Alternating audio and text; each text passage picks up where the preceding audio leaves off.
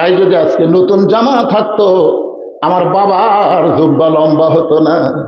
কেন আজকে এই কথা বলতেছি শোনো, এতই নরম হয়েছে আমার বাবা। চুপি চুপি আমার দরজায় গিয়ে ডাকতেছে আব্দুল্লাহ আব্দুল্লাহ বলে। আমি দরজা খুলে বললাম, বাবা খবর কি? আমি দেখলাম বাবার হাতে একটা পাঞ্জাবি। আমি খুশি হয়ে বললাম, বাবা বাইতুল মাল থেকে একটা দিছে, গভীর রাত্রে আপনি আর একটা দিয়ে বেড়াইছেন।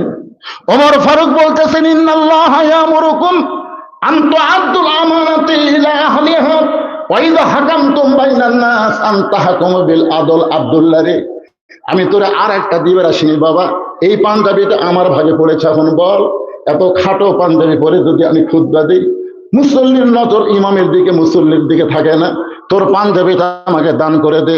আব্দুল্লাহ বলে, গভীর রাত্রে আমার পাঞ্জাবি আমার বাবাকে দান করে দিলাম।